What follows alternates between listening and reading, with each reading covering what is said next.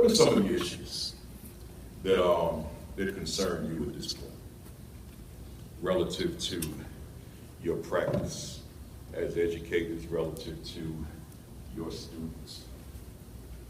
Yes, sir. Student engagement. And what about student engagement? Lack of motivation from the students to participate in the activities that are going on. Lack of motivation to participate. Do you see this as something new or something ongoing?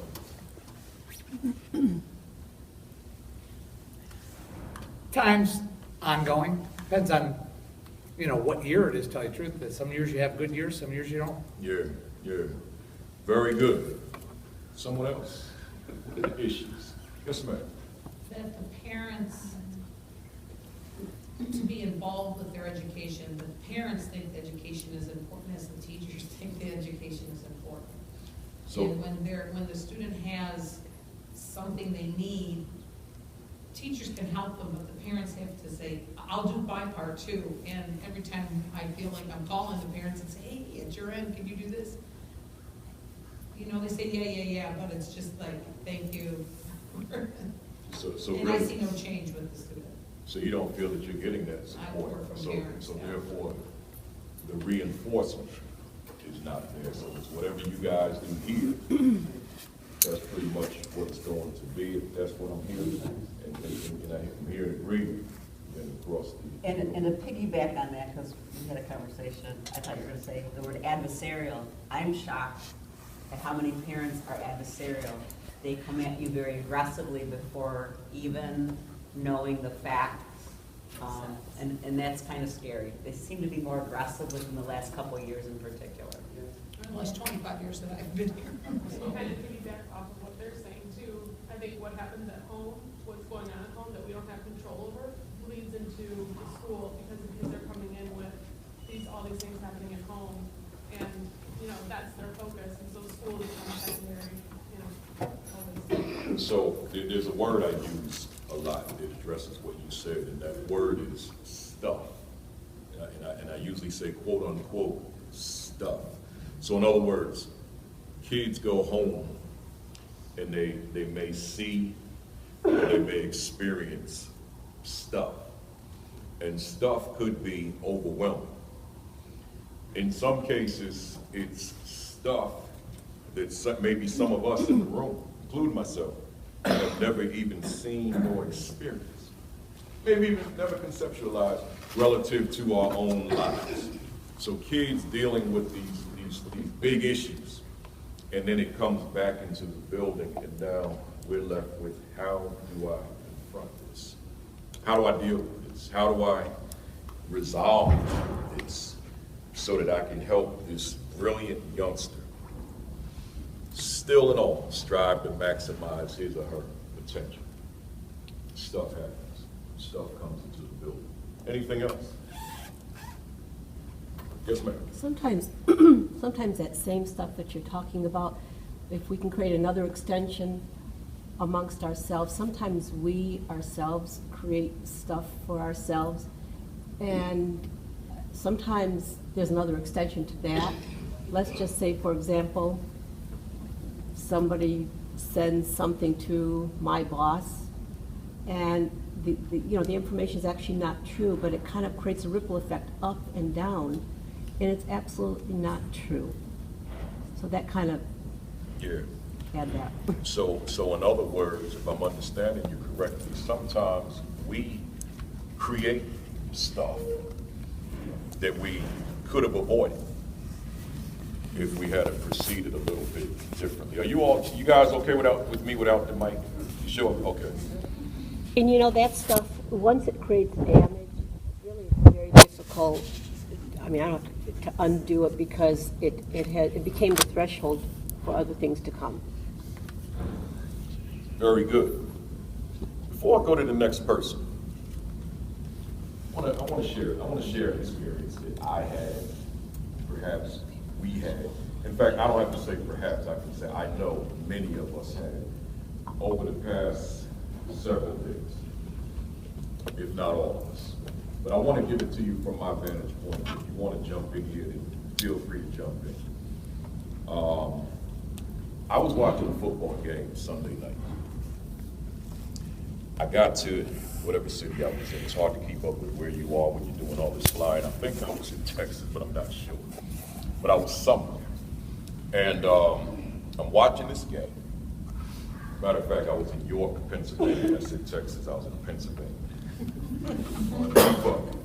So I got there early because I wanted to see both games, AFC, NFC championship games. So I'm watching the game, last play of the game, and the football player, Richard Sherman, you all know the story. He had a rant in his interview. Hear me well, I'm tied right into what I've been hearing. I'm not kind of going veering off at all. And immediately, and when I say that word immediately, I mean immediately following that interview, before the commentator could say what he had or she had to say after, I went on Facebook and I said, what an interesting interview, ...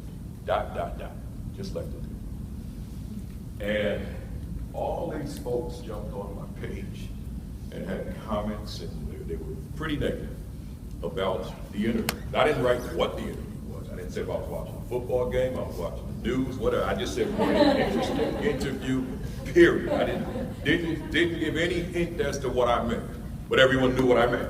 So everybody's watching the same thing. So in my mind, I said, what's wrong with this guy? Why? Right? I said, I'm a former athlete, so I get the passion. I get it. But on the other hand, you're in the media. You won. Great play. Why? Why are you doing this? So I formulated an opinion of him. Then over at the graduate level courses. So now, and then I listened to him, very articulate. So now, I said, wait a minute. But had we gotten stuck into that initial rant, we would have never been able to transition into who he really is. And I'm kind of saying this based on the stuff that we sometimes create because we didn't delve deeper and gain better, broader, fuller understanding of what's going on. Let's go back to that angry parent, that aggressive parent. Could be very much unjustified. How dare you come at us with all this aggression and don't even know the facts. But on the other hand, do I fully understand why that parent is so angry? What is going on with that parent in relationship to that child? That I've come at the most important person outside of the parents themselves, person in my child's life, is her teacher. That I've come across that way. Because you guys matter. You're the most important people in their lives, you know that. But what is it about that parent that parent has come across that way? And how can I modify the parent's behavior? Now, for example, I use a lot of sports analogies. There was a boxing match that I saw as a young boy. Muhammad Ali and George Foreman. You all know that fight? It was coined as rope-a-dope, right? And I watched it as I got older and grew. I gained deeper understanding of it in terms of strategy from a sports perspective. But then as an educator, I became wiser. I understood it from the vantage point as an educator. And I said, what a great strategy to use with the aggressive parent. What a great strategy. So then as a teacher, I used the Ali Foreman strategy for the aggressive parent, because I happened to. I was a 7-year teacher, a 14-year principal, so 21 years in public schools, urban. And then 3 years on the road living out of the garment bag out in my trunk. But I looked at this fight on video as an educator, and I said, that's how you deal with the aggressive parent. See, Ali, he knew he couldn't win this fight. He was smaller, he was older. George Foreman was much bigger, he was powerful, he's strong. So Ali laid on the ropes and put his arms up and just kind of protecting himself. And George Foreman just threw punches, they call them haymakers, and he just threw these punches for 8 rounds. And Ali would tell him to, come on, keep coming. And he just laid on the ropes. And then finally, Foreman's punches got a little slower because he wore himself out. And then at that point, Ali said, well, let me knock him out. So he knocked him out, and he won the fight. He outsmarted him. He outfought him. So I said, okay, when the parent comes to me aggressively, bring your best shot. And I'm gonna take it. I'm gonna maintain a smile without sarcasm. I'm gonna try to understand what you're so angry about, but I'm going to let you wear yourself out. And then once you've worn yourself out, then I'm going to step into the conversation. And at that point, folks, this has been my experience for many years. That parent became one of my closest allies, one of my best buddies, because I allowed you to vent. And I didn't personalize it. I didn't get upset from your venting at all. I just let you get it off your chest, and now I'm ready to interact. And that interaction was always high quality, and it was always substantive, and it was always putting me in a position where now we can work with your child, because there was an appreciation that I did listen and let you vent, even if it was insulting, because I was too big to personalize that. I was too confident about myself to own anything that parent had to say. I got it. I understood it. And now, let's go to work. So, different perspective on dealing with some of the stuff that we have been confronted with. So, with that said, for any other concerns, because I want to make sure that I'm highly relevant today. All right. A little bit about me, a little bit. I told you I was a 14-year principal. I pride myself on the work that we did, myself as leader, but my staff collectively and my students, toward working with inner city urban schools in New Jersey, in Newark, New Jersey, and East Orange, New Jersey, which is right next door. Newark is a city, I'm sure you all are aware of Newark. Newark is a little miniature Detroit. It's a city little city where bullets fly every night. People die practically every day. And those are the neighborhoods that my students live in. And I wasn't going to accept their excuses as to why they couldn't achieve. There's high crime, gang infestation. In fact, many in Newark feel that the gangs own the city. Taken over Bloods and Crips, and to a smaller extent, last year 8 of them as 13. But the battles are typically between Bloods and Crips and another group called Grapes, which is an offshoot of Crips. And that's the environment that I worked in. High poverty, 90%. Low achievement. Last school I worked there for 6 years as the leader, principal. High school. School had never met AYP before, ever, so knew nothing about it. So it didn't know what it felt like to be a winner. See, it's hard to win when you don't know what it is to win. You don't know, and maybe going back, there's so much that one could say about that game last Sunday. Young man maybe doesn't know what it is to win, to be at that level on his way to the Super Bowl. So I behaved this way. Whereas if I knew what winning felt like, I may have conducted myself a little bit differently. So I had a school full of folks that didn't know what winning felt like, what it tastes like, what it smelled like, what it feels like. They don't know what it is to win. We lose. We don't make AYP here. So we had to change that. And you'll notice the title, it says attitude. I wasn't concerned about an achievement gap. I never will be, never was. Achievement gap means nothing to me. Because all it means is that I've got some kids in the school, whether it be broken down by race and ethnicity, by gender, whatever the case may be, there's this gap in terms of students who are performing at high levels and those who are not. So they've got this gap. But that's not my issue. It doesn't mean much to me. My issue is going a little bit further. Well, what's happening in here? I was eavesdropping on a conversation right over here when I was sitting here, and teacher said, "So I added to that." She said, "That's what Justin Bieber feeling." As a speaker, you better eavesdrop on the conversation. You gotta know who's in the room. So we, as speakers, if we've got any level of talent in terms of what we do, we've got to listen to, we've got to analyze our audience. So when you said that, I said, wow, she just gave me new material. Use that somewhere else. Now, I won't use it here because you use it, but I'll take it somewhere else because that's what it is. That boy is brilliant. He's a smart kid.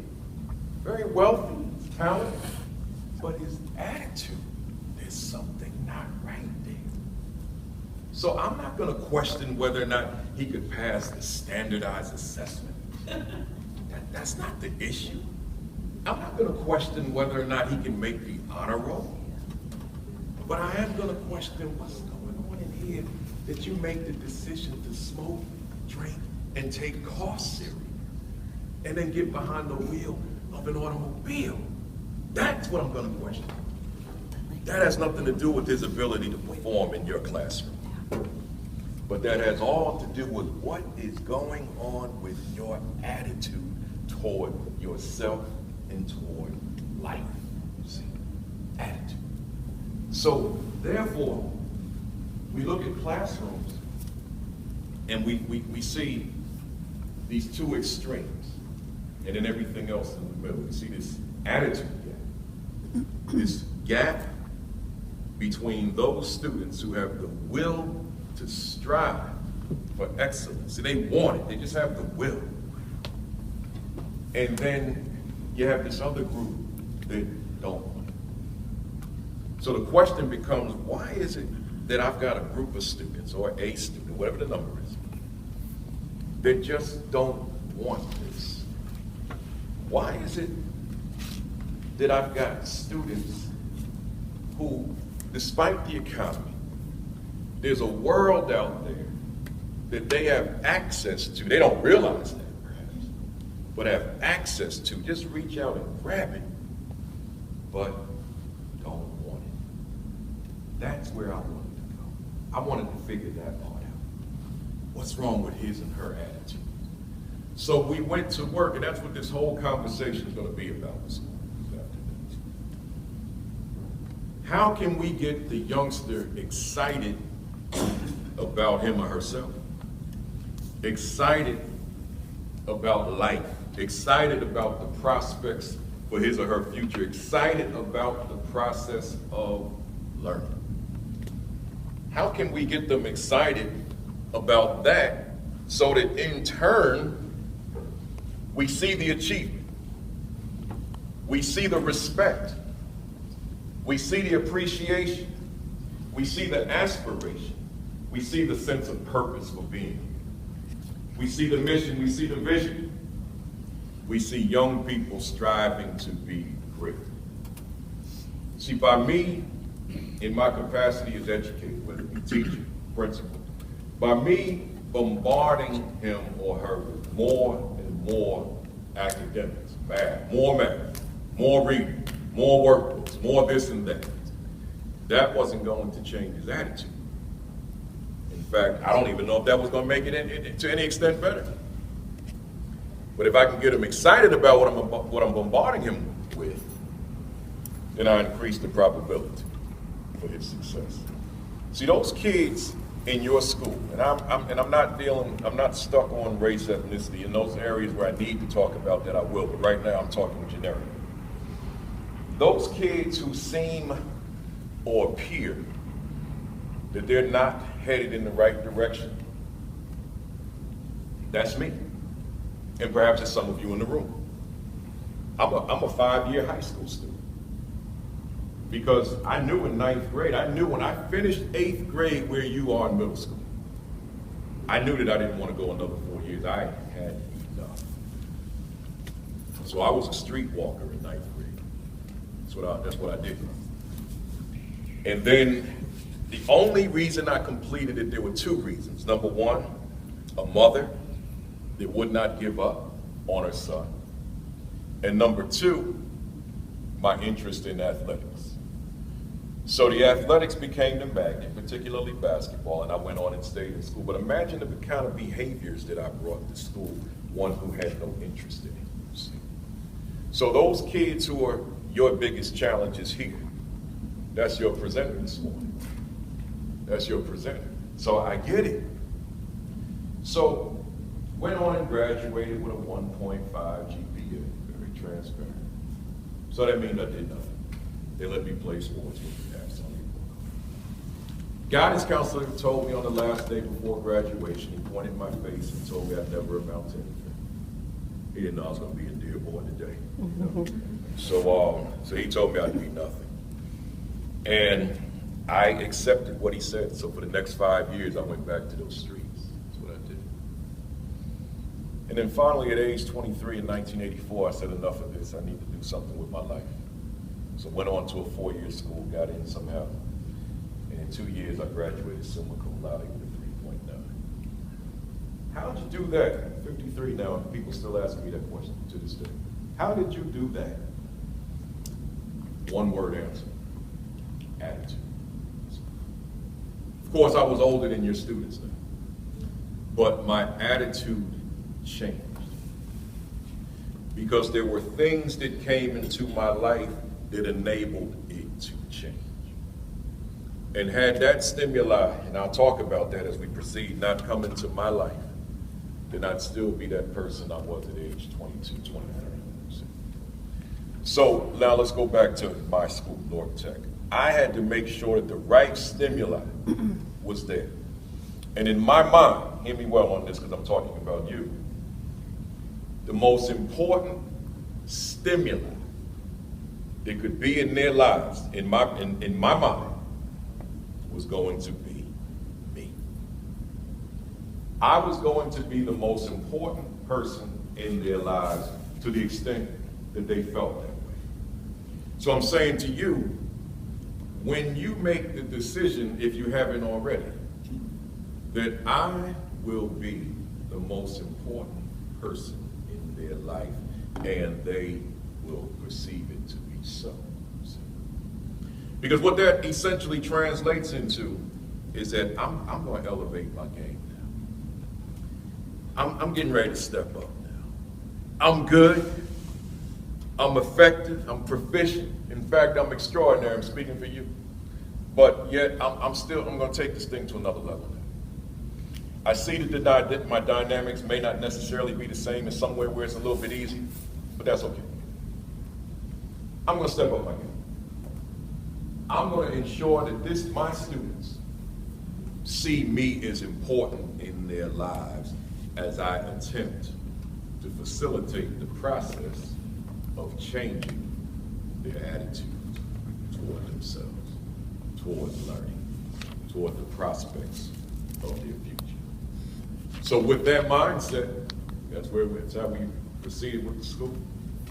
So we met AYP in year 1, met it in year 2, met it in year 3. Then finally the principal got bored with meeting AYP. So I said later for AYP, I want 100%. I don't want to just meet AYP anymore. I'm tired of coming into auditoriums like this and delivering messages to students saying we're going to meet the benchmark and thereby implying to the ones that don't meet the benchmark, as long as we've met it, and we're still going to celebrate despite the fact that a percentage of you have failed. So I got tired of that message. So I said, okay, well, every one of you are expected to pass this test, this New Jersey State Standardized Assessment. And we met that mark in year 5 of 100%. I said 100% of you going to college. Yeah, you're in gangs. Yeah, some of you out there selling drugs. I know, we're changing that too, though. Yeah, some of you are involved in all sorts of stuff. But we're going to change that too. And now all of them were accepted into school. All of them graduated on time. Those were concrete, stated, deliberate intention goals. Wasn't haphazard. Wasn't something that just kind of happened. It's because we said, this is what's going to occur. So we spoke it into existence. So everything I'm saying all goes back to the attitude of the student, but it also goes to the attitude of the stakeholders and how do we feel. So with that said, let me skip this. Right. I'm saying the attitude gap between those students who have the will to strive for excellence and those who do not. And by the way, as I transition into the PowerPoint, any thoughts on anything I've said thus far? I want you guys to feel very free to just jump in. If there's something on your mind, a comment, a concern, disagreement, question, I don't want you to sit there and just kind of not say anything, because it may be something that needs to be said so that we can move forward and we continue to be on the same page. So I want you to feel free. Any questions, comments, or concerns about it? Yes, ma'am. Well, I don't know. I have a few students who I'm thinking about as you're doing a presentation. And I'm just thinking about giving them that chance to speak and talk and sort of face this idea.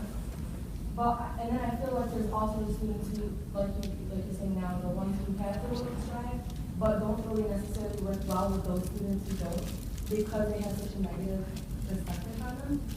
And then I feel like then there's this other gap that you have to fix. And I guess I can understand the gap, but I don't know. I guess it's challenging to really, I don't know how to say it. I just feel like it's just, the one student I'm thinking about, I feel like I even confronted it with her in a very positive way. And I just feel like she just sort of, you know what I mean? And it just seems like it's a nice idea, but I just wish it could really just happen, like where you can actually change that attitude. I get it. And you know, I know that you were fighting not to call her name. I've got these two generic names that I use, Jalil and Jamela. And every now and then when I need to throw Rashad in there, those are my generics. So when you hear me, you're gonna hear me reference Jalil and Jamela all day long. And so we're talking about Jamela here. Right, and I feel like I do what you say. Like I'm so positive with her, and I'm always pushing her, and I'm always, trying to like establish this vision for her. And I feel like she doesn't take me seriously. So how do you change that? Okay, tell you what, it's all in the presentation. So we're gonna keep coming back to that. We're gonna keep coming back to it. Yes, sir. I think the biggest thing sometimes that, and this is what I always found, was time consumption it takes up to put in that energy and effort into making that move into that person's life, and at the same time, having the motivation and determination to it just exhausting. Yeah. And so that's what I struggle with, it just giving that time all the time to try to make that difference in something. Well, how do you work with so many, It's there's so many adaptations that we have to make to today's child. Today's child has more exposure to technology than he ever did in the history of our country, of our world. Today's child has access to the world through a telephone, right? And I still know that there are parents that really don't realize the implications to what those kids have exposure to in their smartphones, right? But in terms of the energy, I remind us all the time, because after you hear a lot of what I'm saying, you're going to think of, I don't have the extra time to add that into my repertoire. I've already got pressures and demand. But what I'm going to say is that there's nothing to add to anything.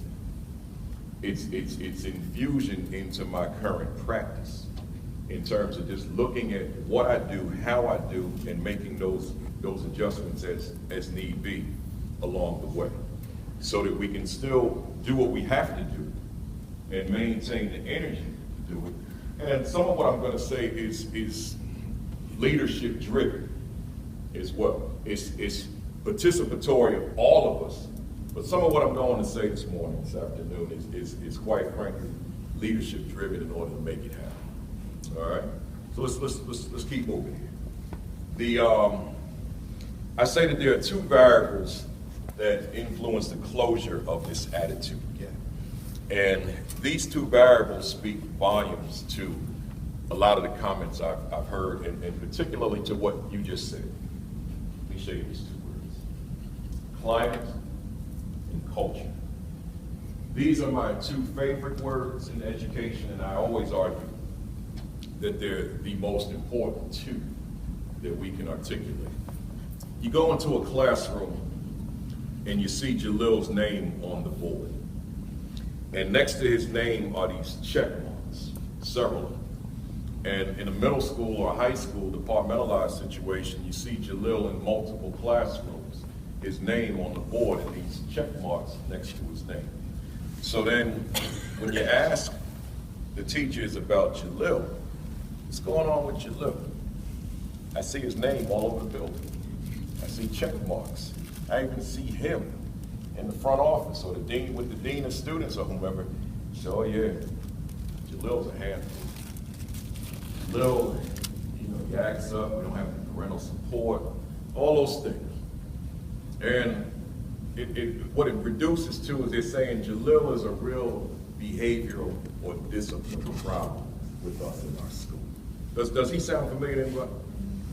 So I say that, but it's not discipline with Jalil.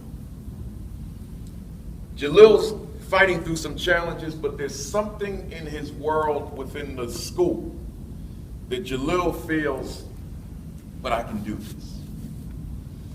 And then that begins to speak to a larger issue than discipline. I put discipline on a micro level, but I put climate and culture on a macro level. And I said, but what is it about the climate and the culture of the school that enables Jalil to behave in the fashion in which he does? What is it about that climate and culture? But first, we might ask, but what is climate and culture? Anyone in the room, what does that word climate mean to you when we say school or classroom climate? Anybody? What is that? What do you think when you hear that word? Yes. Just the feeling you get when you're there, the feeling that like the energy that's put out. Exactly. That feeling or that energy that you get when you walk in. Because these words are so important for me, when I walk into a school as a consultant, such as today, make no mistake about it, I'm gauging the climate. So what I'm doing, once again, sitting here, setting up here. Y'all believe in her? Despite whatever it is that she brings to the classroom every day, or he brings to the classroom, I believe that he can soar. I believe that she will soar because I'm the teacher. What do I believe? Ask differently. What do I believe about myself as it relates to my students? What do I believe about me? And within my own belief about me, is there anything impeding me from being optimally effective with my students? What do I believe about me? Asked differently, what do I know about me?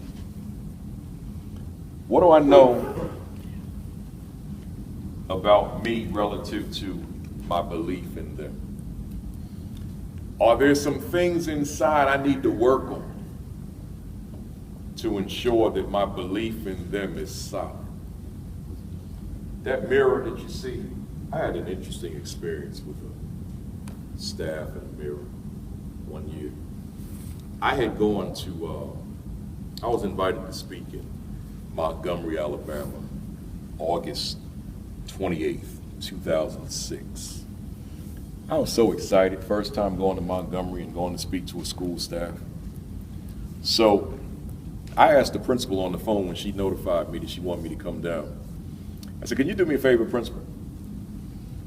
When I finish the presentation at 4 o'clock, will you drive me to the Edmund Pettus Bridge in Selma? Anybody know what I'm talking about? How many do? Why would I ask that question? So, and let me pose it this way. Who in the room could speculate as to why I would ask to go to the Edmund Pettus Bridge? I don't need you to speculate. I just want to know who could speculate as to why I would need to go to the Edmund Pettus Bridge. All right. I'm going to assume then, and you rescue me if I'm wrong, I'm going to assume then that the hands that didn't go up probably are not familiar with the educator's breach. Is that a safe assumption? And that's why you couldn't speculate, right? No. We need to talk about that. I was so excited when I got the call. I knew where I was going in Montgomery. I know I was going to a civil rights city. I knew all about King, Rosa Parks, etc. But my excitement was more so the city down Route 80. It was going to take about an hour to get to Selma. That's where I had to get. So I had to get to that bridge. So after the presentation, we went on to the bridge. Took an hour, a little less, 50 some odd miles. When we got to the bridge, principal parked the car. There were 2 teachers that came along with us. I said, principal, teachers, I need a favor. Please leave me alone now. I need to be alone. And they understood, they got it. I walked on the bridge, and I stood there for a solid hour, meditating, thinking, reflecting, praying. Called some close folks on my cell and said, feel this energy. And then I hung up. Just called them. I called like about 6 different people, close people. Wife, mother, children, pastor, best friend, who's a colleague. Feel this energy.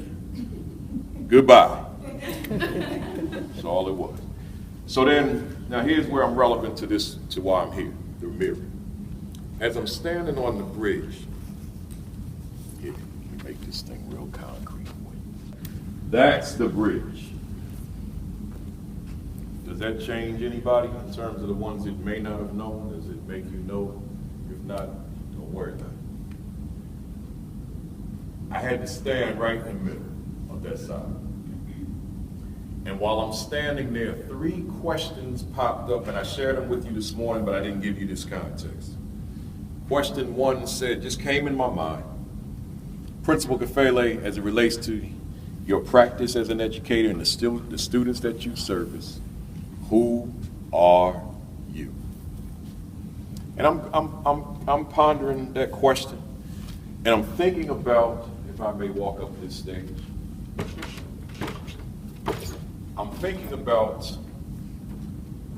the people that had walked this bridge on this sidewalk 40 years prior to me being there. How many know what I'm talking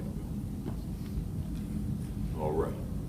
So I said, what you do as an educator pales in comparison to what happened on this bridge.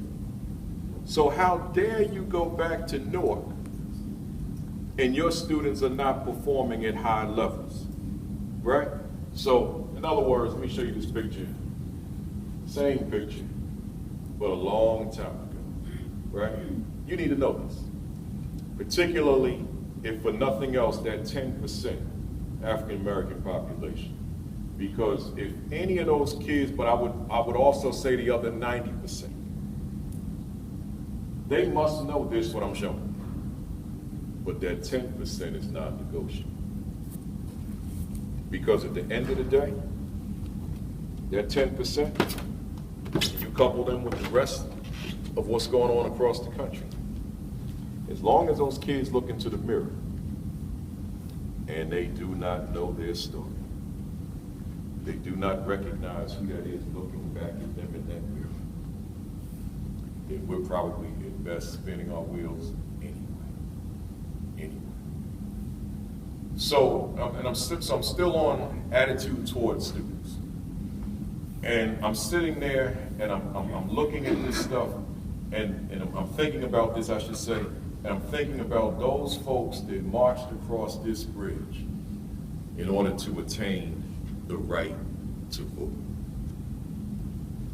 Despite the consequences, despite the challenges, marching across that bridge on March 7, 1965, for the right to vote.